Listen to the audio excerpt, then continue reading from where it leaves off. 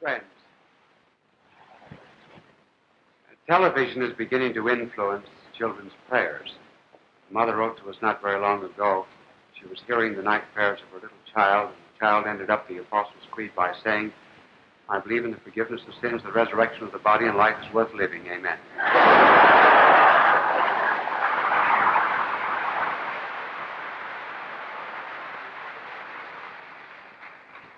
I can see that you know the creed. A few years ago, I was down south, and I was passing along a road where there were a number of prisoners working from a nearby penitentiary. And they were doing that sort of thing which prisoners are so wont to do, namely pound big rocks until they become little rocks. And I watched them for a while, and I said to them, "I wish I could do with hearts what you do with rocks." And one of them said, "Did you ever try working on your knees?"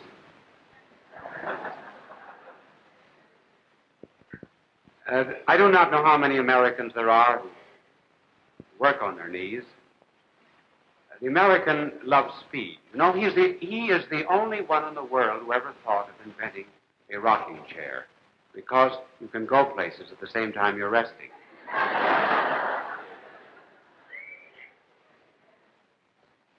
We thought possibly it might be well for the American audience to hear something about taking a little rest in order to contact power for one's soul. Have you ever noticed that hardly anything in this world lives by itself? Even coal needs oxygen to burn. Fish need water. Birds need the air. Plants are in communion with the sun, which is 92 million miles away from the earth.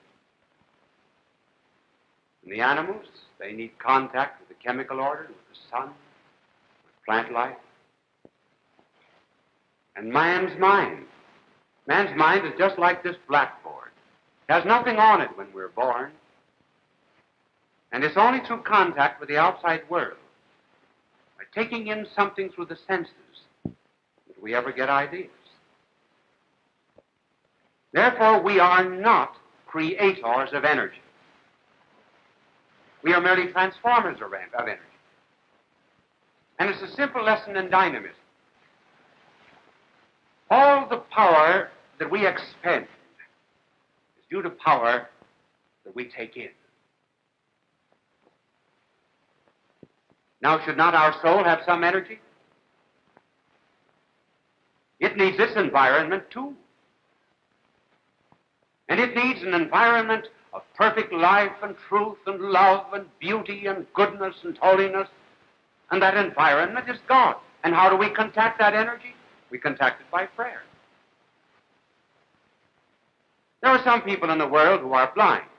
They are dead to the great environment of sound.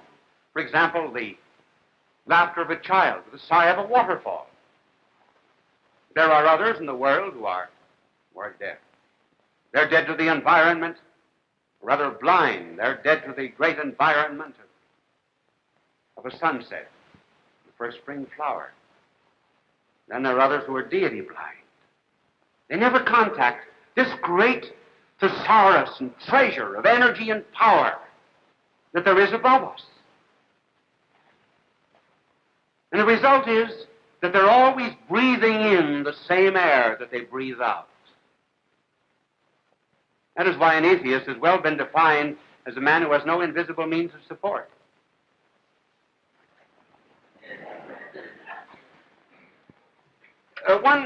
One of the reasons why we're unhappy in this world is because, actually, our bodies are going too fast. This is a body. This is the body of a man in motion. And here's the soul of the man.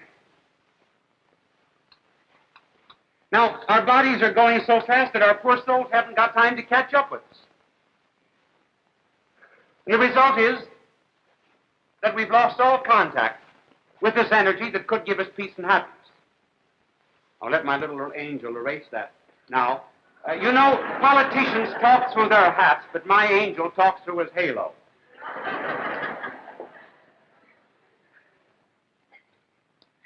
One of the great differences between The contacts of energy for our body and the contact of energy for our mind is this, that the contact of energy for the body is automatic. It's much more easier for us to breathe than it is to hold our breath. You know about the little boy who said, if you don't give me that candy, I'll hold my breath till I get red in the face. But contact with God through prayer is conditional. It's free. It's not forced upon us. And we receive certain gifts only on condition that we ask for them. For example, at this particular moment, they're floating through this theater. There's music. There's the comedy of Milton Berle.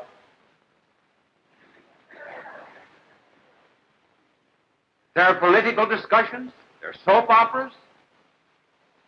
And you're not getting a one of them. Why? Well, because you're not tuned in. So, too, there's all kinds of divine energy that is floating through this world. Many are not receiving it because they have not willed to tune in, and they miss it. There are millions and millions of favors hanging from heaven on silken cords. And prayer is the sword that cuts them.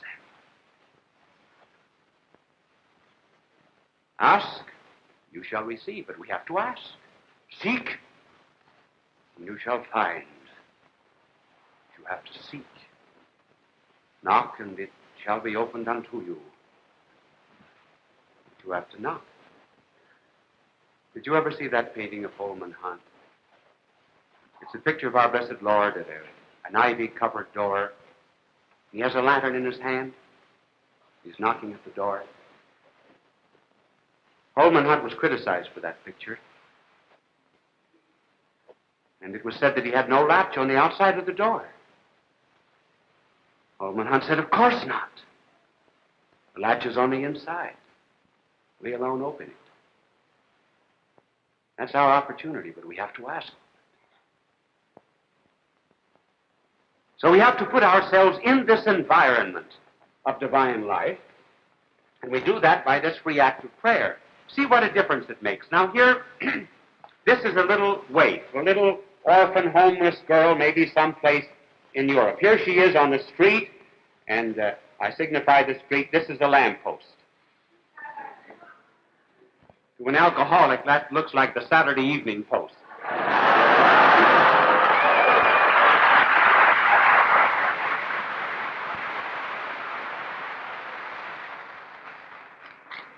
Now, here's another little girl in a very happy home. This is a house, a home. And this is a transparent home. And here's our little girl in here, very, very happy, and her father and her mother and so on in the house. This little girl does not have food, clothing, shelter, and affection. This little girl has all of those things. And why? Because this girl here is in an environment of love, which this one is not. Now, there are many people in the world who do not place themselves in this environment of love and power and beauty and strength, and the result is that they do not have the blessings that others have. They're like this poor little waif. Take, for example, those who are raising families. They say, oh, well, I could not afford to send my child to college. And they're judging themselves solely by the bank account. If they put themselves in the environment of divine love every now and then they would receive blessings which presently they are denied. You do not trust those who do not trust you. Just as soon as you trust, love people, and show affection, they begin to give you favors and blessings. So it is with the good Lord. Will you say you have distractions? Well,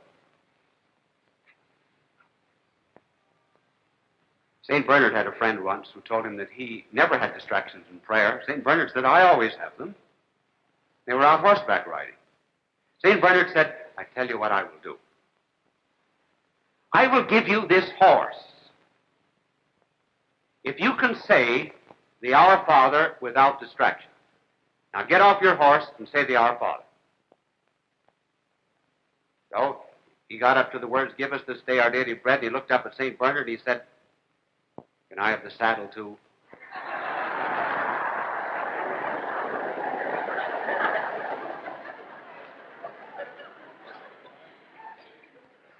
Now we'll speak of various kinds and forms of prayer by which we contact this energy. One would be petition. Another would be something that is very seldom understood, namely worship. And the third would be the prayer of action. First of all, petition. Petition is asking favors. I know of a sick man who was brought into a hospital once, and he hadn't prayed for about 30 years, and he said to the good nun in charge, he said, "I haven't prayed for 30 years, sister, pray for me." She says, "Pray for yourself." She says, "Sometimes a strange voice is the one most quickly heard."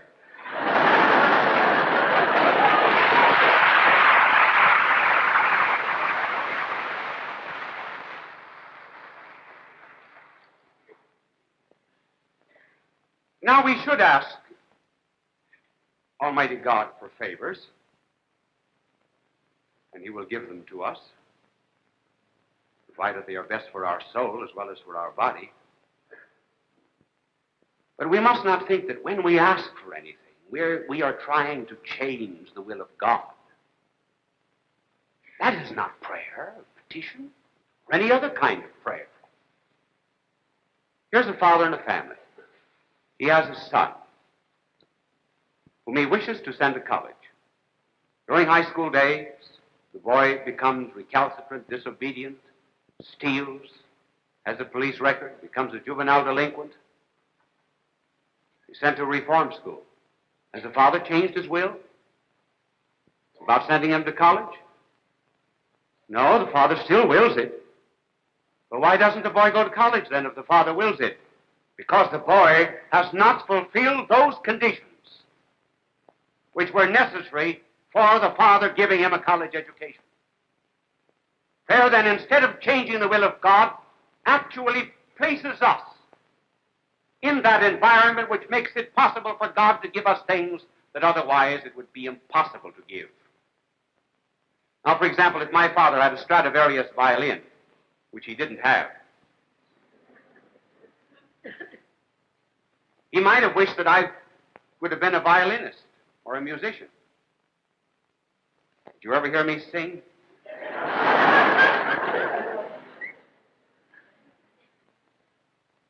Well, with all the good intentions of the world, there'd be no point in giving me a Stradivarius violin.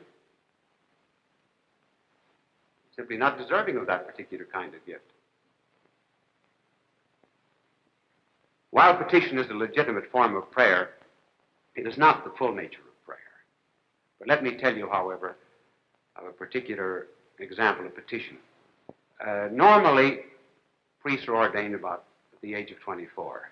I was mentally retarded. I was ordained at 24, but they sent me to school for 5 more years.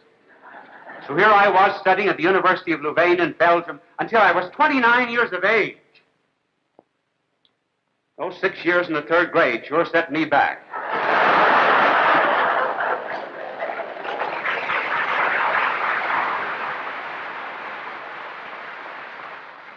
And I was studying studying philosophy at the University of Louvain. And I wanted to go to Lourdes. You know Lourdes. You saw the movie, maybe, The Song of Bernadette, read Werfel's book. Those of you who have the faith know Lourdes very well. And I wished to go to Lourdes and celebrate the 5th anniversary of my ordination. I had just enough money to go to Lourdes, but not enough to live on once I arrived. And I asked my brother, who was studying medicine at the University of Louvain, if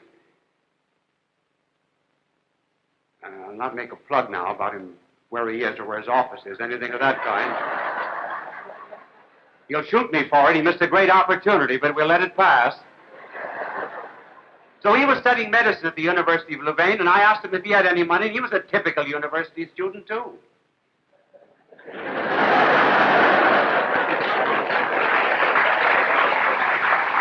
And I said, well, if I have faith enough to go to Lourdes to celebrate the 5th anniversary of my ordination, it's up to the Blessed Mother to get me out. So I went to Lourdes. I arrived broke, on dish. And I decided that if the Blessed Mother was going to pay my hotel bill, she could just as well pay a big one as a little one. So I went to the best hotel in Lourdes. It was a fourth-rate hotel by our standards, but at any rate, it was the best there. 6th day I got my bill. I had visions of gendarmes, French police, jails. I stuck it out because the novena was 9 days of prayer. Waiting for the 9th day, I went down in the morning, nothing happened. The 9th noon, nothing happened. The 9th evening, nothing happened, and it was serious. So I thought I'd give the Blessed Mother another chance.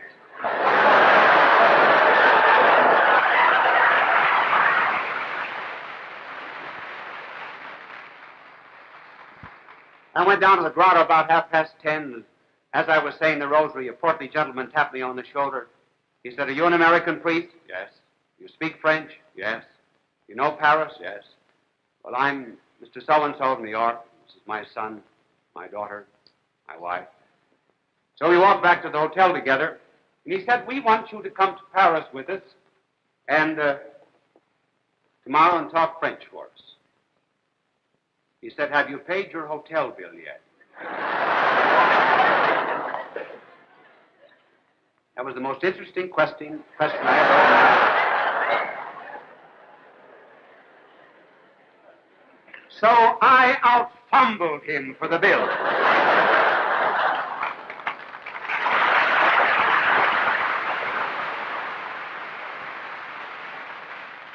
One of those not too rare moments in life where the grasp does not exceed the reach. And we went to Paris, stayed there a week with him, and he said at the end of the week, "I will give you my address in New York." He said, "You can call on us when you come back. Do you mind taking it at the bottom of a check?" And I said, "Not particularly." So I arrived back in Louvain with much more than I started with. Then when I came back to America, we went back again to Lourdes 2 times together to thank the Blessed Mother for introducing us one to another. Now, the moral of this story is for you people that live in Peoria not to come to the Waldorf and expect the Blessed Mother to pay bills there.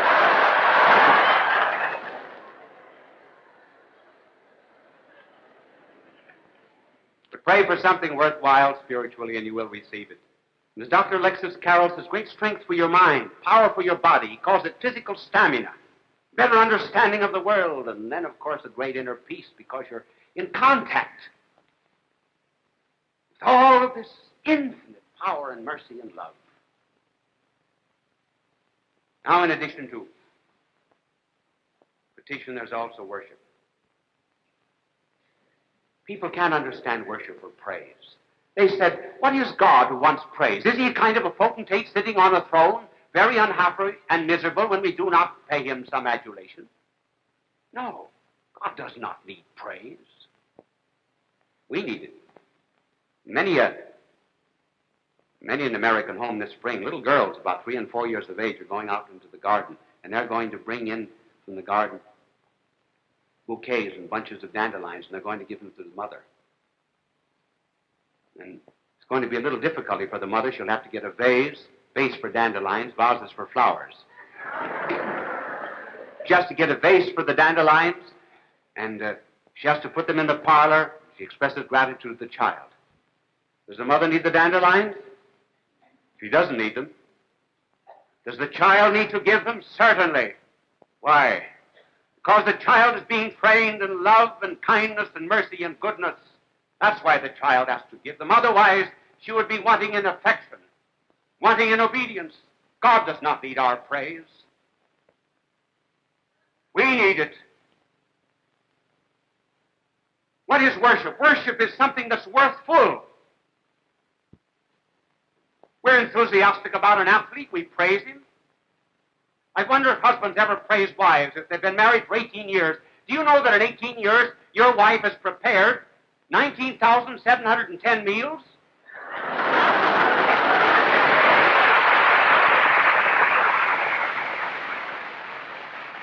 And then, now, for example, at the end of this television program, there's going to be a great burst of applause. And why? Why will there be a great burst of applause? It is because you will have heard something that was transcendently superior. You will have heard something that was beyond all competition.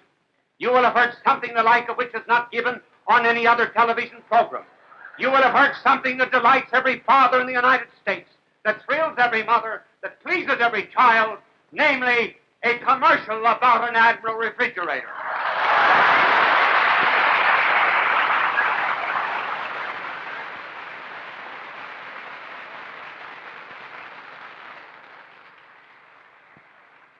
Oh, I only have 1 minute, 2 minutes to talk to you about action. But every little action that we have can be turned into a prayer. For example, the men working these booms, lights, cameras, angels, stenographers, taxi drivers, sword diggers, everything. Everything can be made a prayer, provided we offer it up in the name of the good Lord. That's praying while we work. Down in the gutter of a city street, there's a drop of water, soiled, and dirty and stagnant. Way up in the heavens, a gentle sunbeam sought, leaped from out the azure sky down to the drop, kissed it, thrilled it through and through with new strange life and hopes, and lifted it up higher and higher and higher beyond the clouds, and one day left it as a flake of immaculate snow on a mountaintop.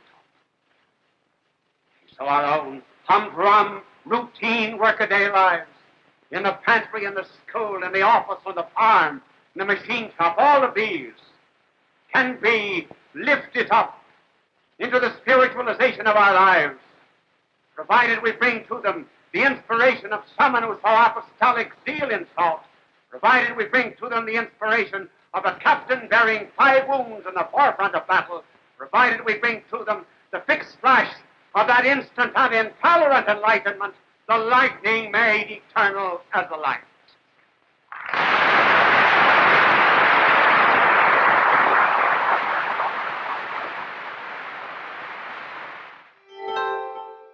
Fulton J. Sheen is indeed a man for all seasons.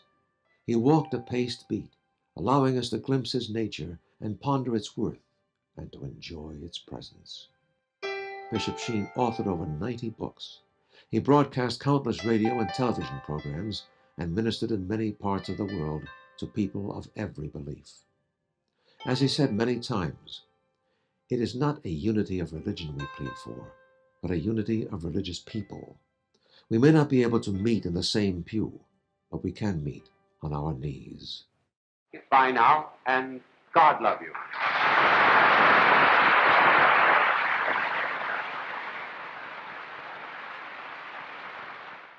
In the silence and depth of our prayers, we find the virtue and strength to fight temptation. We are but human, and temptation is a normal part of life. With a whispered prayer, we can seek the Lord's help. Like us, he suffered temptation, so he is able to help us when we are tempted. As the poet Tennyson writes, more things are wrought by prayer than this world dreams of. The prayer to the Father that Christ...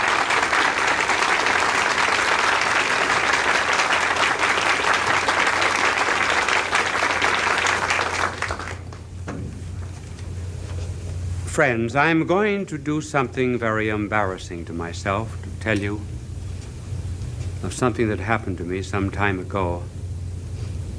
Maybe some of you haven't heard about it. I was giving an address in Cleveland,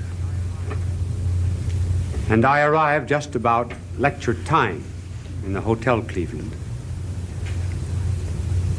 I did not have time for a bite to eat, so I dressed as I am now, a kind of a holy show. And I told the 4 members of the committee that I had nothing to eat. And would they be good enough to go down to the dining room with me while I got a glass of milk and some graham crackers? So there was a waitress there, taking the orders. Someone in the early 30s.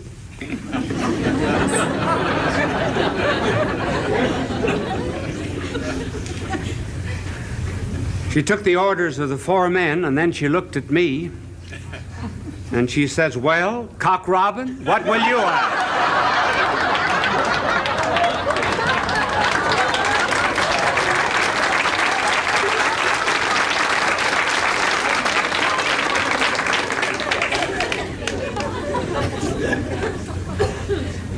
I don't know how I'm going to tie that up with the 30th parallel. It has nothing to do with it, absolutely nothing.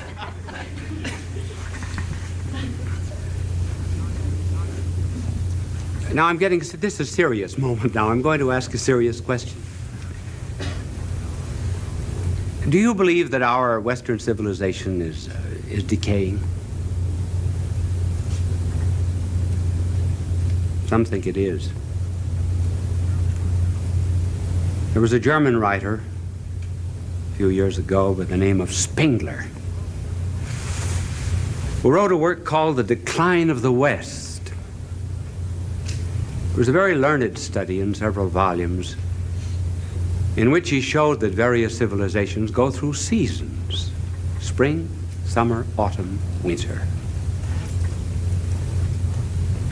And he holds that our Western civilization is already in its winter, in its decline. The very learned Toynbee, in his 10 volumes of study of history, a little more optimistic. He makes a study of 21 civilizations, showed that many have decayed from the beginning of the world. And there's danger, he said, in our Western civilization of a schism of soul, that we may rot from within.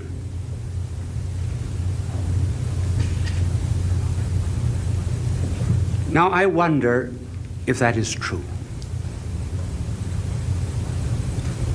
I'm going to present to you another point of view tonight,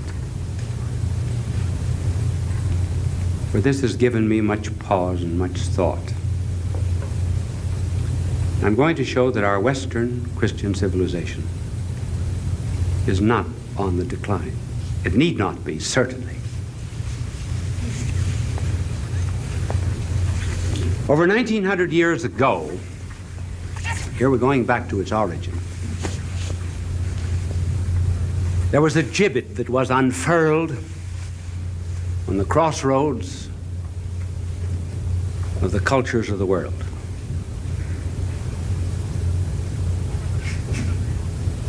Over the man that was on that gibbet,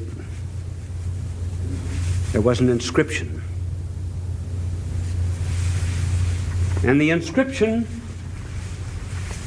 was in 3 languages.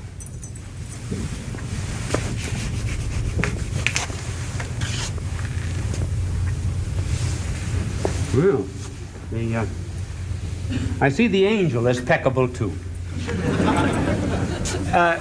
There were 3 languages: Hebrew, Latin, and Greek.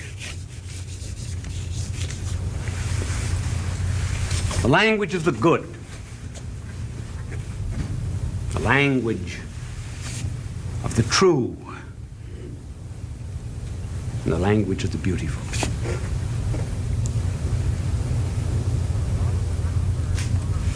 Love was unfurled on that gibbet like a wounded eagle in the name of 3 cultures, 3 cities: Jerusalem, Rome, and Athens.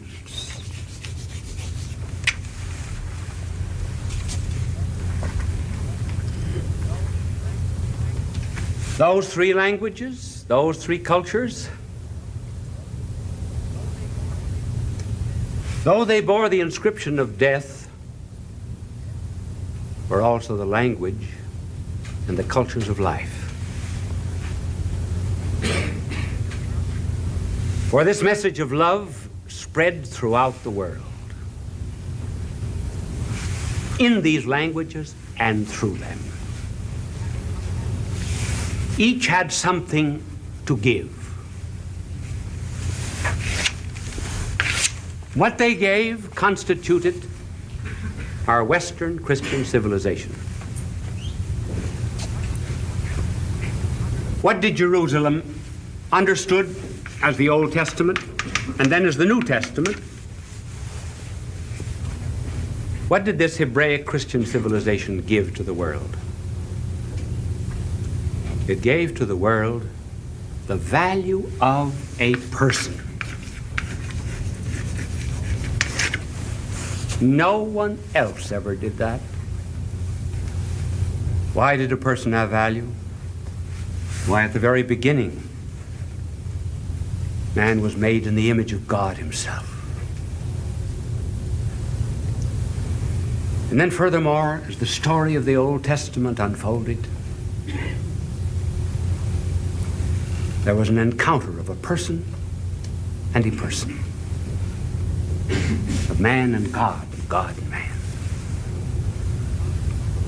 So that the person of God defined himself in terms of persons. The God of Abraham, the God of Isaac, the God of Jacob. Three great patriots. And when finally all the promises about this encounter were realized,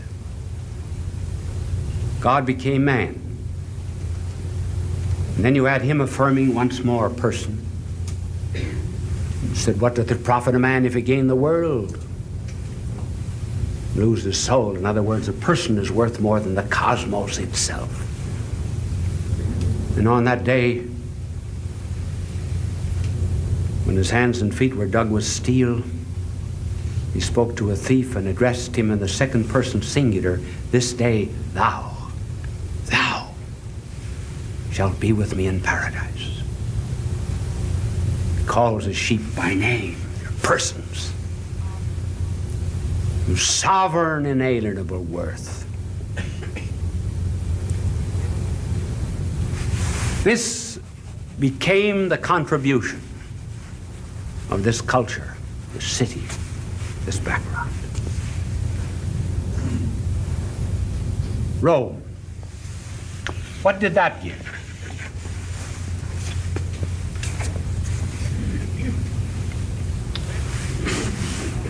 When love on the cross was born, it was a Roman emperor that sent out an order that everyone in the world was to be enrolled. Everyone in the world. Why? Well, Rome was the master of this whole civilization. There was only one official language. It was Latin. There was only one capital of the world. It was Rome. There was only one emperor. It was Caesar. And so Caesar Augustus, master bookkeeper of the world, seated at his desk at the Tiber, sends out an order to the world. To what? To humanity.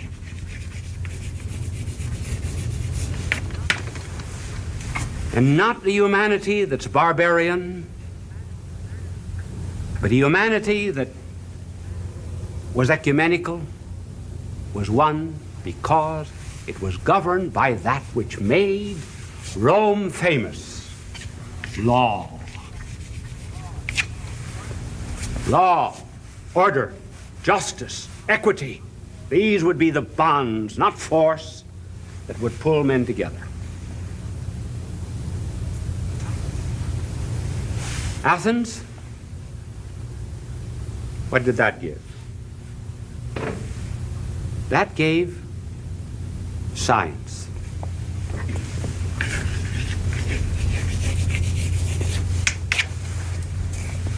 Why did not the Eastern world have science?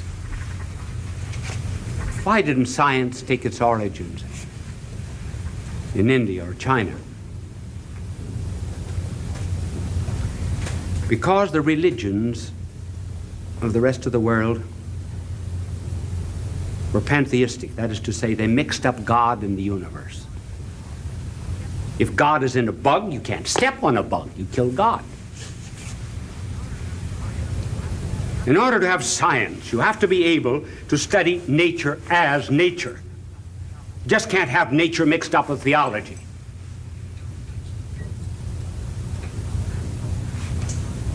And so the Greek scientist, Thales, for example, was concerned about what are the basic elements of the universe. He found them to be four: air, earth, fire, water.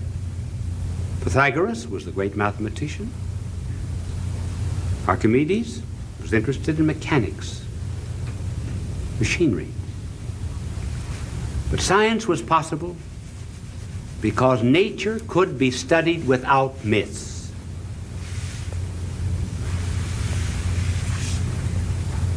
Christian civilization baptized all of these.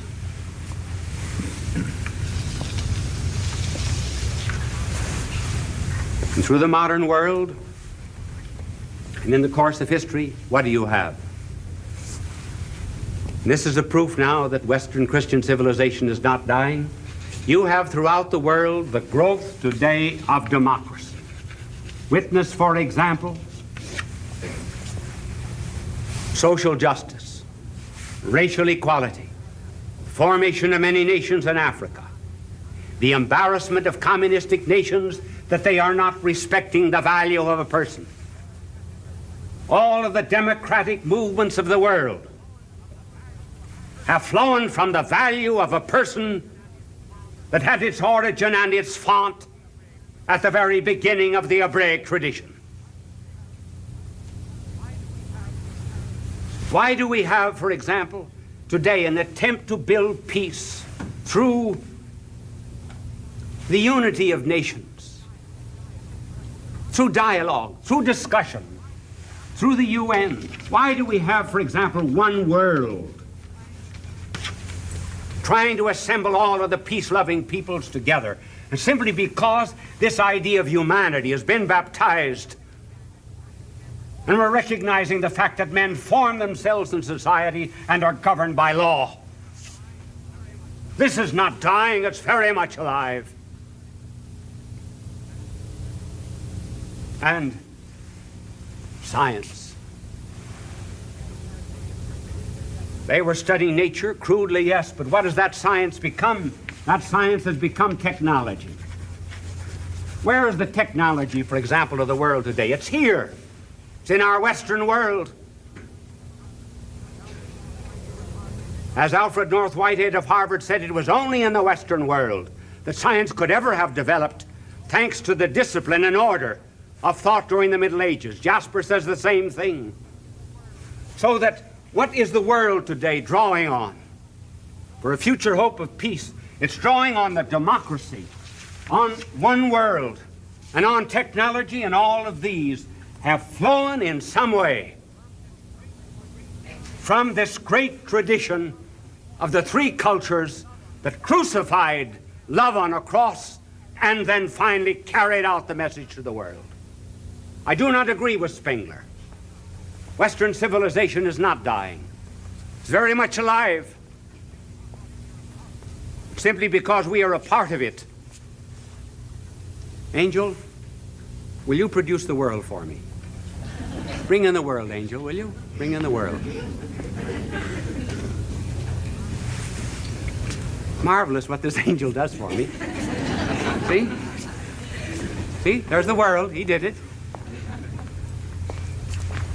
Now,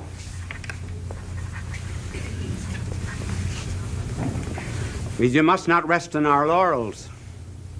In Western Christian civilization, we have a terrible burden thrust upon us. And what is that burden? That burden is the realization that we have a debt to the rest of the world. There's a division in the world today which is unhealthy.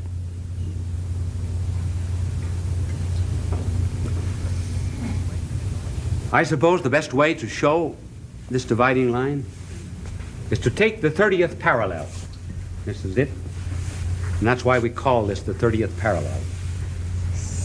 You run your finger over the 30th parallel, raising it slightly above China. And what do you have?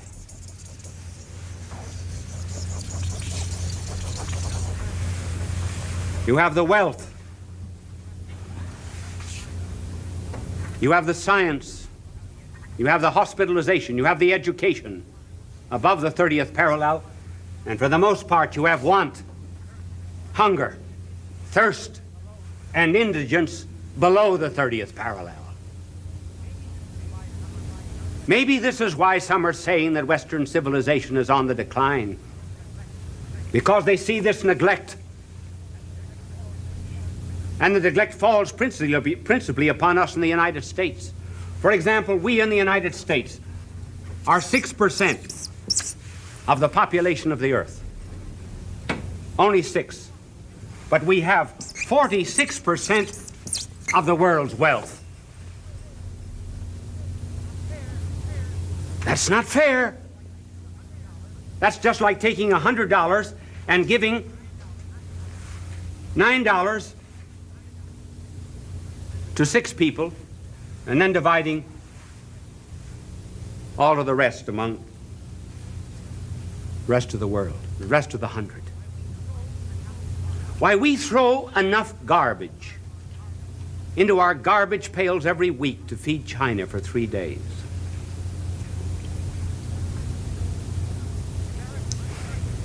The Americans spend $150 a year on cigarettes and alcohol. $150 a year. That is $50 more than 2/3 of the world earns in a year. In a year.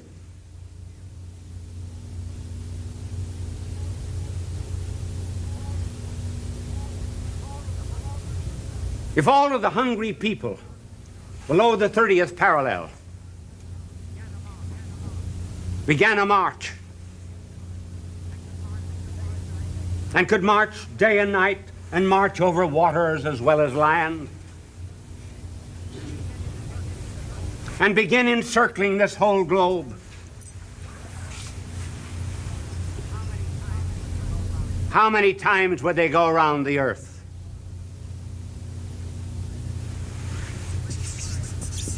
25 times. And so I say a tremendous burden has been thrown upon our Western civilization, if it is to survive. And it will survive only on condition that it begins to divide and to give and to share with the other peoples of the world. There are, for example, between 10 and 12 million lepers in the rest of the world. Is not that a responsibility upon us? The average spending money of every teenager in the United States is $500 a year. That's $450 more than the earning capacity of 2/3 of the world. Maybe that's what Toynbee meant when he said we are beginning to decay from within. I know the mere pittance that I get to distribute here to the rest of the world doesn't help very much. Well, that's my work. But at any rate, I can see the responsibility and the duty of sharing. And that's why this telecast, incidentally, and every other telecast that you ever hear, on which I appear, goes here, goes to the rest of the world. Everything. We have to make ourselves vulnerable to feel the need that there is in the rest of the world. I visited a leper colony in Baluba a couple of years ago. I brought with me 200 little silver crucifixes about that high. was going to give one to each leper. First leper that came out to meet me had his arm off the elbow. He held up a stump, and around his stump of his left arm was a rosary. And he put out his right hand for the cross. And I looked down on the most foul, noisome, fetid mass and trench of corruption I ever saw in my life.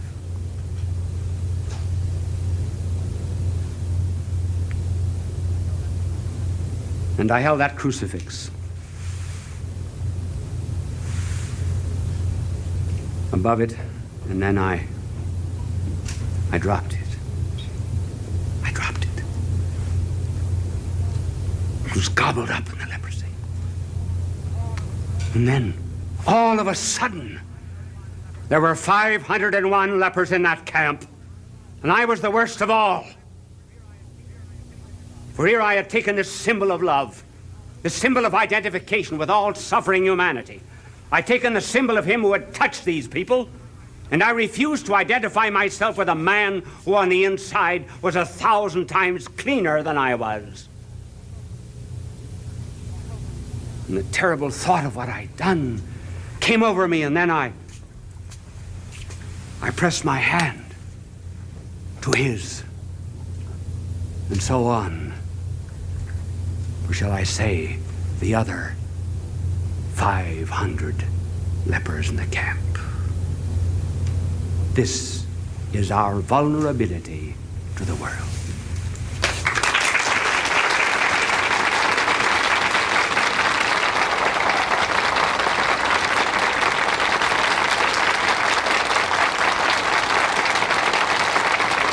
Bishop Sheen will return in a moment.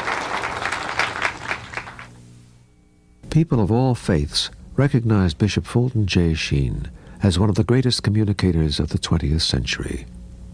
He was born in El Paso, Illinois, in May of 1896. As a young boy, he knew he wanted to be a priest. He served as an altar boy at St. Mary's Cathedral in Peoria, Illinois. At St. Viator College, his education and debating skills taught him the skills he used throughout his life. His unique ability at being natural and at ease in front of any audience was noted early in his ministry. He was ordained in 1919 and went on to become one of the best-known and greatly loved priests in church history. He wrote 96 books and hundreds of articles and columns. He broadcast numerous radio and TV programs. People from all faiths watched him on television because he spoke to every man.